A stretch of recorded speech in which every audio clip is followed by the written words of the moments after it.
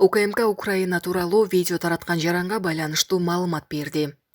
Кыргызстандын Улуттук коопсуздук комитети кыргызстандык жарандын социалдык тармактарда тарап жаткан видеосу расмий Бишкектин Украина боюнча позициясына каршы келери тууралуу билдирүү таратты.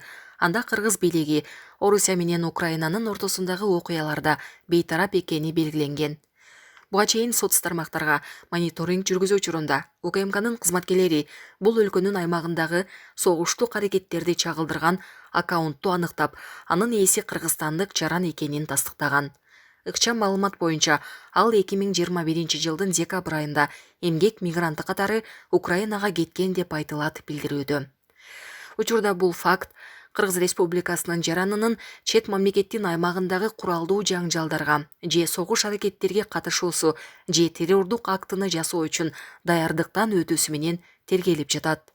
Атайын кызмат кыргыз жарандары чет мамлекеттердеги согуштук аракеттерге катышкан учурда кылмыш жоопкерчилигине тартылып 8-12 жылга чейин эркинен ажыратылышы мүмкүн экенин эскертти.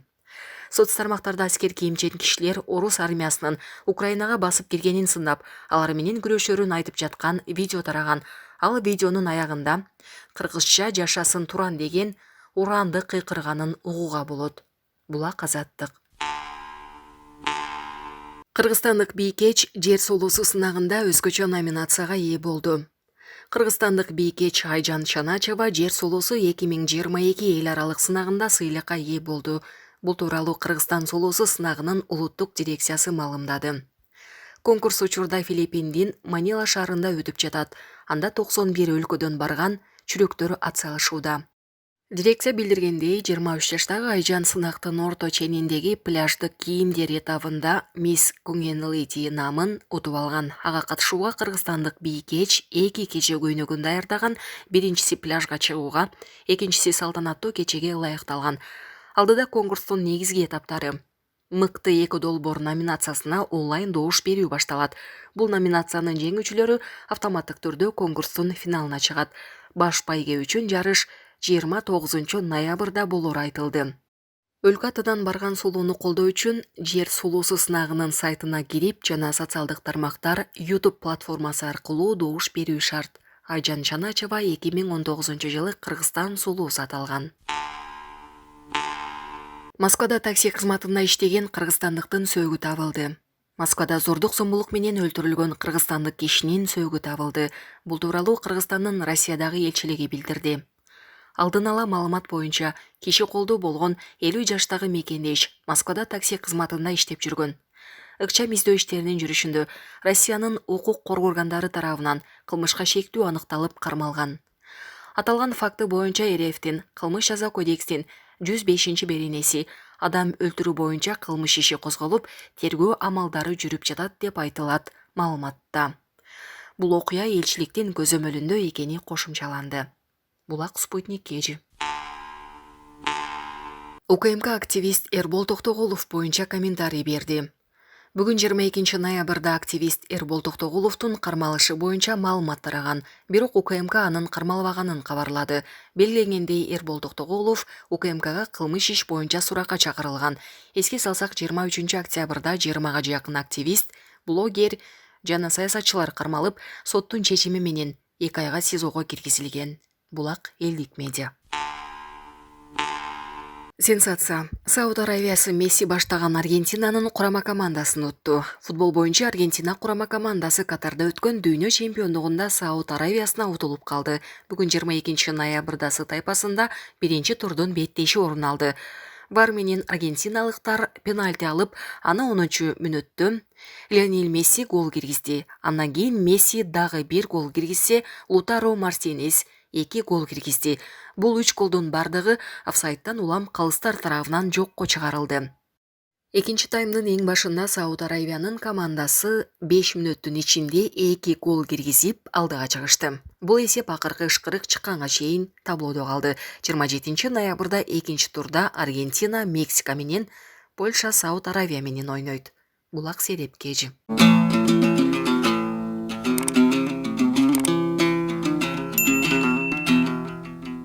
Журналист Болот Темиров Чапаров менен Ташиевди сотко берерин айтты.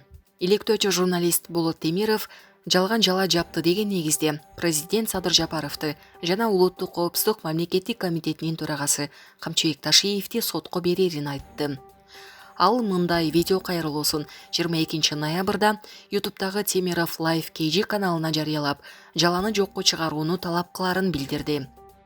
Сөз анын аскердик билети жасалма экени жөнүндө Жапаров жана Ташиев буга чейин айткан сөздөрү тууралуу болууда. Темиров документ жасабаганын айтып келет. Журналист бул маселе боюнча доо арызы сотко кабыл алынбаганын белгиледи. Кабыл алынмайынча арыз жолдоону улантарын кошумчалады.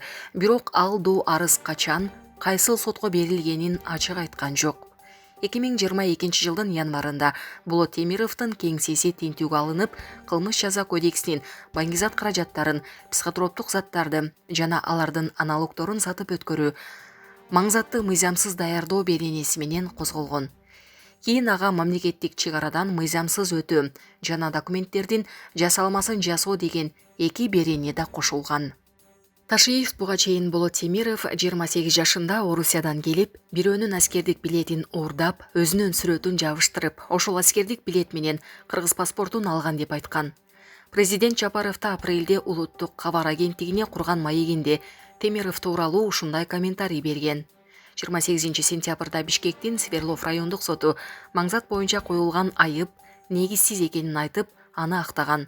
Алган паспорту менен чек арадан өткөнү мыйзамдуу болгонун билдирип, ал боюнча да актоо чечимин чыгарган. Ал эми документ жасалмалуу боюнча айыптуу деп таап, бирок жаза чарасы чегерилбей турганын билдирген. Прокуратура бул чечимге каршы арызданганы белгилүү болгон. Арызды кароо 23 ноябрда Бишкек шаардык сотунда уланат. Болот Темиров өзүнө козголгон кылмыш иштерин журналисттик ишмердигине байланыштырып, бийликтин басымы катары испаттап келет. Бийлик органдары бут тосуу болуп жатканы тууралуу айыптарды четке каккан. Президенттин администрациясы жана УКМК Темировдун акыркы билдирүүсүнө комментарий бере элек. Булак Азаттык. Мүлк фонду Мегаком компаниясын сатууга кайрадан каманды. Болжолдуу баасы. Кыргызстанда Альфа Телеком ишканасын сатуу маселеси кайрадан көтөрүлдү. Мамлекеттик мүлк фондунун төрагасы Мирлан Бакиров 2023 жылы мамлекетке таандык 17 миллиард сомдук мүлктү жеке менчикке сатуу пландалып жатканын Жогорку кеңештин тармактык комитетинде билдирди. Менчиктештирүүнүн 2025 жылга чейинки программасы жазылды. Аркы жумадан сиздерге алып келебиз. Альфа Телеком убагында 19 миллиард сомго бааланган. Эми азыркы баасы 14-15 миллиард сом болот деген божомол бар. Азыркы анализдерге ылайык орточо баасы ушундай болууда. Сатыла турган башка дагы активдер бар. Алар Керемет банктагы, Кепилдик фонддогу үлүшүбүз, Сарамжал Транс жоопкерчилиги чектелген компаниясы баш аягы 30 активди тизмеге киргизип жатабыз, деди Бакиров. Андан соң депутат Улукбек Ормонов былтыр эле Жогорку кеңеш Мегаком компаниясын улуттук банкка сатууга макулдук бергенин эске салып, кайрадан сатыкка коюуга эмне себеп болгонун сурады. Бакиров анда менчиктештирүү жөнүндө мыйзам долбоору экинчи окуудан өтпөй калганын айтты. Булак Спутник KG. Бишкек менен Москва Кыргызстанга атомдук станция куруу боюнча келишимге кол койду. Россиянын Сочи шаарында Атом Экспо форум өтүп, анда Кыргызстандын энергетика министрлиги менен Россиянын Росатом Energy Project ачык акционердик компаниясы кызматташуу тууралуу келишимге кол коюшту. Бул тууралуу министрликтин маалымат кызматы билдирди. Келишимде Бишкек менен Москва Кыргызстанда кубаттуулугу чакан атомдук электр станциясын куруу боюнча долбоордун болжолдуу негиздемесинин техникалык тапшырмасы тууралуу жазылган деп айтылат кабарда. Документке кыргыз тараптан энергетика министри Таалайбек Ибраев, ал эми Россия тараптан ишкана өкүлү Андрей Рождествин кол койгон. Буга чейин Россиянын Росатом мамлекеттик корпорациясы менен Кыргызстандын энергетика министрлигинин ортосунда Кыргыз Республикасынын аймагында төмөн кубаттуулуктагы атомдук станция курууда кызматташуу боюнча меморандум кабыл алынган. Эдил Байсалов Human Rights Watch уюмунун жетекчиси менен жолукту. Министрлер кабинетинин төрагасынын орун басары Эдил Байсалов Human Rights Watch уюмунун Европа жана Борбор Азия боюнча директору Хью Уильямсон менен жолугушту. Бул тууралуу өкмөттүн басма сөз кызматы маалымдады. Эдил Байсалов белгилегендей, Кыргыз Республикасы демократиялык өнүгүүнү, конституцияга ылайык адам укуктарын сактоону жана коргоону, ошондой эле адам укуктары жаатындагы эл аралык милдеттенмелерди аткарууну жактайт деп айтылат билдирүүдө. Жолугушууда кызматташтык жана адам укуктары боюнча маселе талкууланган. Буга чейин эл аралык Human Rights Watch уюму Кыргыз бийлиги сунуштаган бейөкмөт уюмдар жөнүндө мыйзам долбооруна тынчсыздануусун, азаттык медианын сайтынын 2 айга жабылышын сындаган билдирүү тараткан. Булак Азаттык. Баткен шаарынын тарыхында биринчи жолу 6 автобус алып келинди. Бул тууралуу президенттин Баткен облусундагы өкүлү Абдикарим Алимбаев билдирди. Анын айтымында автобустарды Айыл банк тарабынан 6 жылдык мөөнөткө лизинг аркылуу алышкан. Алар Баткен шаарынын калкын тейлөөгө жумшалат. Автобустарды туура пайдалансак, өзүнөн түшкөн акчанын эсебинен 6 жылда өзүн өзү каржылоого болот. Мындан сырткары Дүйнөлүк банк тарабынан да Баткен облусун өнүктүрүүгө 50 миллион доллар каражат бөлүнгөн. Анын алкагында Баткен, Кадамжай жана Разаков шаарларын өнүктүрүү жагы да каралган, деди Алимбаев. Ошондой эле ал Баткен шаарындагы Манас комплекси жана шаардагы эс алуучу 2 паркта оңдолоорун белгиледи. Булак Спутник Кежи.